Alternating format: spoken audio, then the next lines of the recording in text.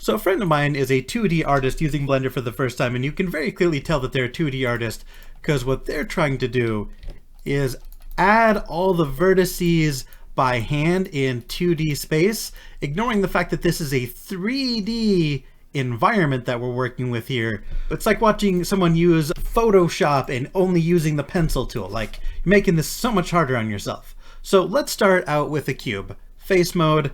All right. So this is the center of it. This is the center of mass. Let's make this where the guard will be. So first things first, let's extrude out the handle. So E, S, E, boom. Easy. Okay. Let's make the cross guard taller than it is thick. So S, Y, we're gonna thin that out a little bit. And I know what you're saying. This looks terrible. This doesn't look anything like a sword. Blah, blah, blah, blah, blah, blah, blah. How is this gonna be a sword? It doesn't look like a sword until much later in the process. We're just getting the general shape out. We add geometry to it later. Now let's add some character to it. So Control R to slice it down the center. And most swords, you're gonna notice that they have a swell. So I'm gonna S to expand that out. G, Z, bring that up here. So E, up, Alt M, merge to center. Now we've got our tip, right? Now, obviously swords are gonna be super thin in the profile, almost flat, but not completely flat. So we're gonna bring that in. So it's gonna start off relatively thick at the bottom, and then we're gonna thin out as we get to the top. And that goes for the tip as well. The tip, especially on a sword, is particularly thin. Let's start rounding some things out. So subdivide, and let's make that smooth. All right, perfect. So we've already got some, it actually put flanges in here for us. We do want our crossguard to flare out. We want it to be narrow, but the blade is all kinds of messed up. And this is one of those, these features that, like, I think new 3D artists struggle with, is like the program does something they don't expect, so they assume that it's wrong. And that's not necessarily the case. S, Y, and we undid that. See? Easy. See how these two things are intertwined? Now, they're not. And a lot of 3D modeling is just messing around with things, making sure they look good shape-wise, proportion-wise, before we get anywhere close to making things look good detail-wise. By moving all these things around and constantly changing things, what we're really doing here is making sure that all of the points are in unison. Because if you draw these points, you'd have to draw this, and then you'd have to draw the edge, and then you'd have to draw the other side. And even though it feels a little bit messy in these early stages, you're still saving yourself a lot of time by making sure each chunk, each polygon is uniform. Okay, let's flatten that out. Now let's take a look at this handle situation. So a lot of longswords they'll start out fat near the top, and then on the longsword, usually you can use those one-handed or two-handed. So they'll have a swell up top, and then it'll taper down, and then there'll be a pommel at the bottom. The way you'd want to envision it is imagine a hand here.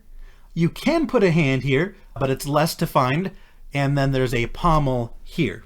So there'll be a little swell at the bottom, and the pommel serves as a counterweight and also as a bludgeon. It's just a weight at the end of your sword so that not all of the weight is focused up at the top, just enough of a weight to move the center of mass from way the hell up here to more closer down to the handle.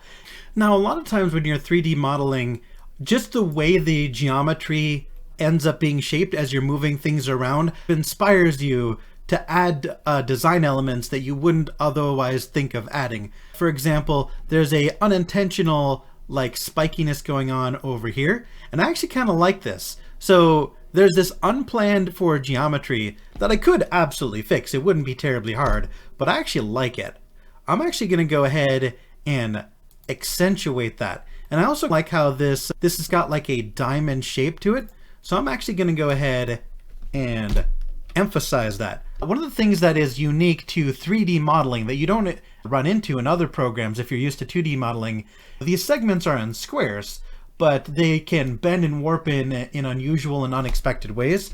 So we take the knife tool, this knife tool is a cleanup tool for fixing mistakes in the geometry.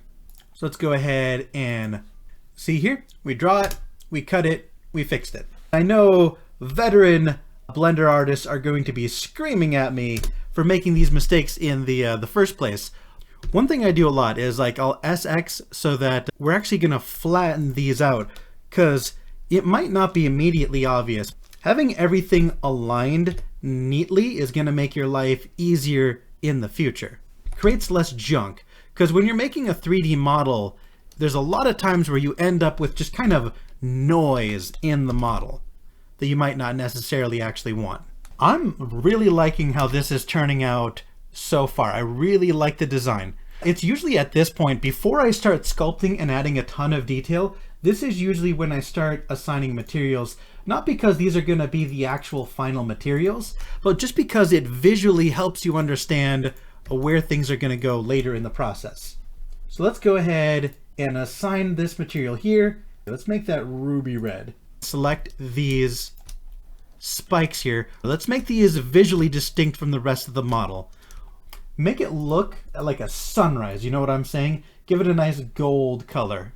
So whenever I got a material, I can hit select and it'll automatically select everything that is that material. Super handy.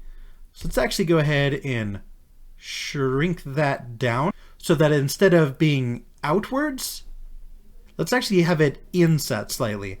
So it looks like it's exploding out from inside. Yeah.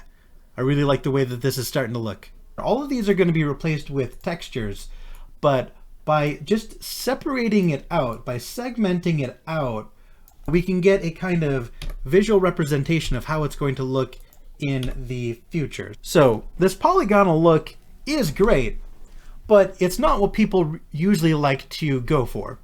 So now, right now, from every angle, you can see every single polygon, every single square is very clearly defined. What we usually do is shade smooth, make everything blend together a little bit. But sometimes we want things to stand out and have that polygon look. So those we shade separately. Like this ruby in the center, the ruby probably is a very jagged, diagonal looking thing. And so are the spikes. The spikes probably are square if this were going to be modeled out in real life. So we're going to separately, instead of shading smooth, shade flat. So this is the part where 3D modeling really shines. And that's the fact that once you have a general shape, it's relatively easy to add more detail. But as you can see, sometimes this smoothness comes at a cost of distorting it. So how do we get around this distortion? We just got to make sure that we're only rounding out what we want to be round and not rounding out anything we want to be edgy. Generally, 2 cuts put into anything we want to round out is enough. And there is a slider here that you can have a little bit of control of exactly how much rounding you want there to be, because maybe you don't want a ton.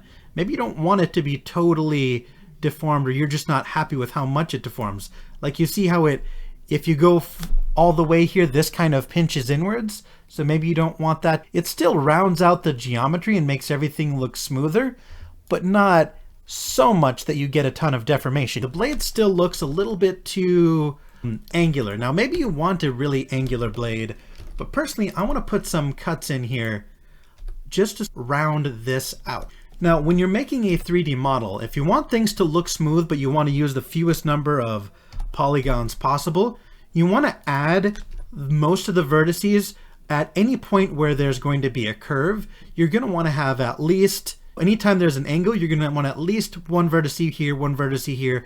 That way you can get the absolute maximum amount of roundness with the absolute minimum number of vertices. And this is basic optimization.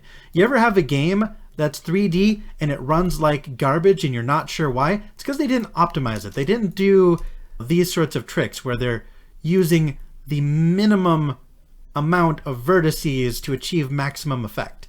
All right, so now that we've got the basic idea for our model, Now we want to add in some details or maybe smooth some things out. So this is where we actually start sculpting. It's only once we have the rough outline and then we've added a bunch of extra mesh that we want to actually go into sculpt mode at this point. And now we get to really polish things up. I don't really like how there's like creases here. What do we want to do? We want to go to smooth. You see how this smooth tool gets rid of all these really gross creases? But if you use it a little bit too liberally, it starts to destroy things. So, and then inflate, we're just adding, we're filling it out. And by default, as long as your model is symmetrical, it should be able to automatically mirror without you ever actually applying the mirror modifier. I really like to go through smoothing anywhere where there's these like creases or edges or where things come together. It never hurts to apply smoothing here because a lot of the time there's some unintentional bulges and creases where you might not expect them. This is why you don't have to worry so much about the exact placement of vertices, is all of this can be smoothed out later. All of this can be rounded out. Let's do something really fun. Let's go back into sculpt mode and let's go into draw and let's start drawing in some detail work here. You see how by running this over, we're adding like a vein to it. And since we've got a lot of vertices to work with, we can add veins. It looks all vascular and weird now. Goopy and veiny and grotesque and organic, kind of like a parasite just sucked onto this little crystal here. So sometimes when you add a light to the scene, it's not going to illuminate everything the way you might have expected. And sometimes it'll expose flaws in your geometry that you didn't realize before, and then you have to go in and smooth out unexpected creases or bulges that you didn't intend for there to be there. All the shading is done for you. Now, as you can see, everything looks matte. There's no gloss to it. Most people use the M-Tune Universion, and you'll have a main texture, and then you'll have a shade texture, and usually you make the shade color not just darker, but also a slightly different color. You see it's a little bit more yellow where there's light and a little bit more orange where there's not. And I really like messing with colors in that sort of way. Again, for metal, a lot of the time, you'll make it white, but give it a slightly blue tint for the shading.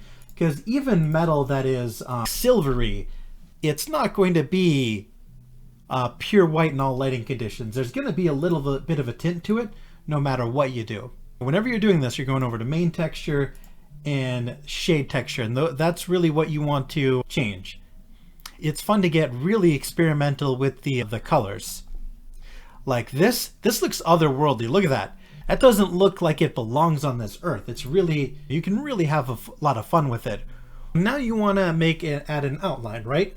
Easy peasy lemon squeezy. Let's go ahead and do that. So let's go back to materials.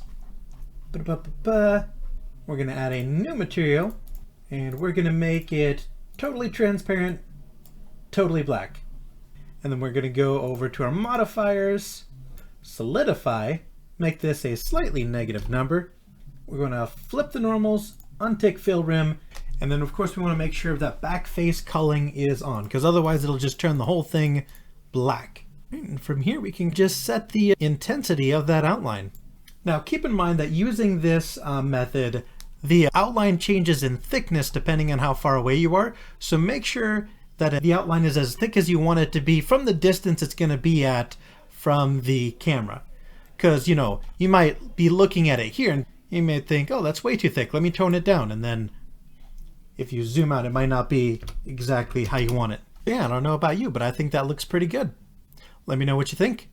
That's all I got for you today. Bye, guys.